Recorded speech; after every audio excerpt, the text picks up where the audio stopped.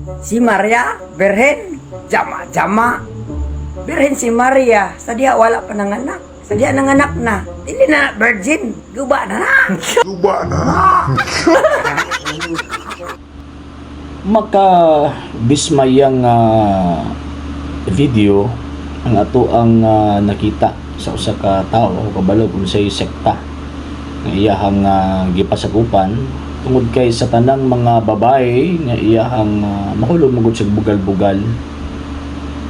Sa tanang babae nga iyahang gibugal-bugalan, kini pag yung babae nga inahan sa Ginoo, inahan sa Dios.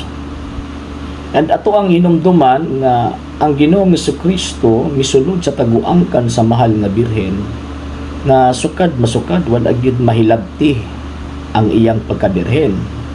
So kung mahitabo nga nisulod ang Kristo sa taguangkan sa mahal nga birhen, gawa mahilabti ang iyang pagkabirhen. So therefore, mugawas pud usab si Kristo sa iyang taguangkan moagi sa iyang gitawag og bilahan na never gyud mahitabo nga mabungkag ang agianan or mabungkag ang iyang gitawag og pagkabirhen. So unsa may ato ang basis ani mga sir mga ma'am? Number 1, tungod kay ang ato ang gituuhan nga Kristo nga diin gibuntis sa mahal nga birhen, usa siya ka God of order. So dili gyud niya pwede nga tawag ining maghimo siya gitawag og mga butang makaguba or makahimo siya mga butang nga supak sa kinaiyahan sa gitawag og tao. Ug tungod ni ana, siyempre kung mohimo siya, mapadayag siya sa iyang gahom na ay mga butang nga nagtuot ang naguba, apan wala di ay. For example, katong burning bush. Sa panahon ni Moses, di ba sa Exodo, di ba? Nagtagtuo si Moses nga nasunog katong tawag ining bush nga dito sa bukid sa Sinai, pero pag humang pagpakita sa Dios, wala ni maugdaw. So nagpasabot nga ang gahom sa Ginoong Dios, kung naa kini, kung ang presensya mismo sa Ginoong Dios ug naa kini, dili gayud mahitabo nga maguba ang mga kabtangan o dili gid mahitabo nga maguba ang order nga ang Dios pud mismo ang gahimo. And remember, ang pagkabirhin magud sa babae is kuan magud na tawag ining order magud na agibutang sa Dios. And at the same time kanang pagkaguba sa birhin manggod, distraction manggod na nga nagapunting kana sa sala. So kung ang mahitabo ang mahal nga birhen sa pag-anak sa mahal nga birhen, pag-anak niya kang Kristo, pag-anak sa mahal nga birhen kang Kristo, kung nabungkag ang iyahang tawag ining pagkabirhen, so ang nahitabo ni ana ang katong migawas dili God of order. Naguba ang tawag ining kinaiyahan. O nya nagtimaan nga ang mahal nga birhen na ay sala. No dili man gud na mao ang pagtuo sa mga Kristiyano, ilabi na ang pagtuo sa mga apostol subay sa nakasulat sa balaang kasulatan concerning sa virginity sa mahal nga birhen. Number 1, ang mahal nga birhen wala siya sala. So manang mugawas ang Kristo nga di gud maguba ang iyang pagkabirhen ngano man kay pagpadayag kana nga ang mahal nga birhen dili corrupted sa gitawag og sala. Mao na nga di ba St. Luke chapter 1 verse 28, hail full of grace. Kung full of grace but pasabutan na wala siya gitawag og sala.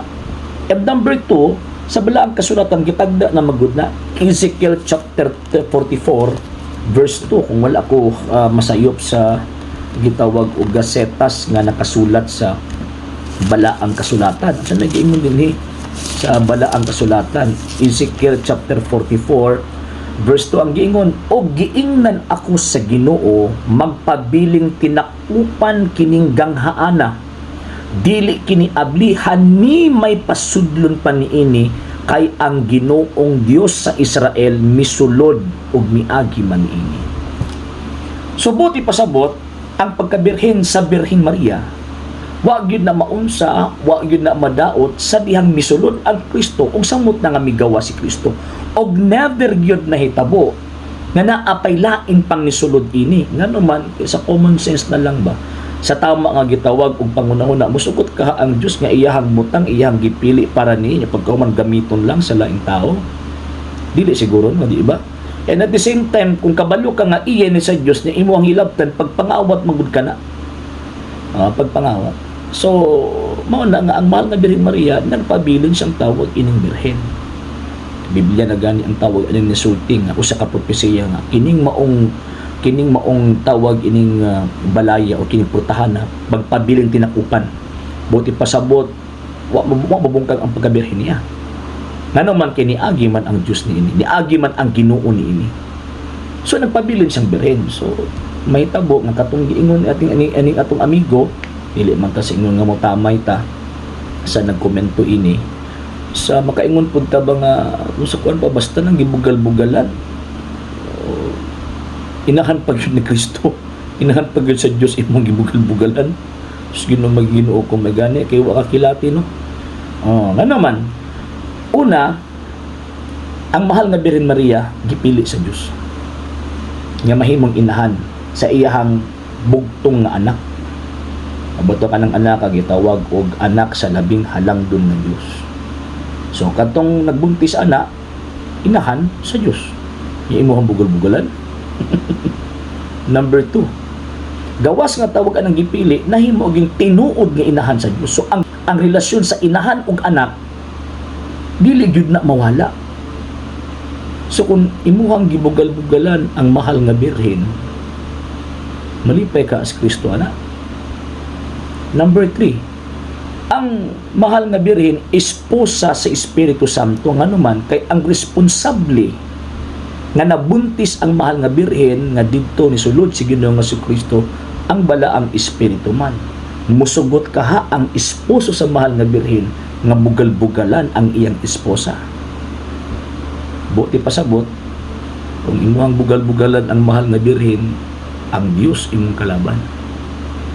Muna usay makaingon ko ba nga tama gyud ang giingon sa balaang kasulatan nga ang kaliwat sa bitin kanunay gyud ning atakihon ang babae.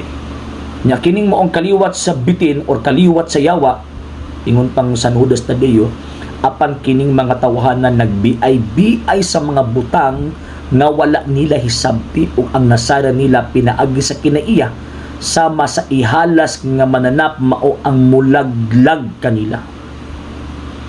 Delikado ning tawhan na maluob apud ta.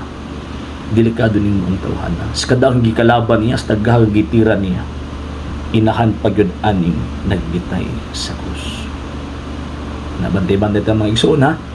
And at the same time, sa tanang mga Katoliko, magpadayon ta sa paghimo sa Santos nga Rosaryo, and at the same time, magpadayon ta sa paghigugma sa inahan anang nagbitay sa krus. Ave Maria.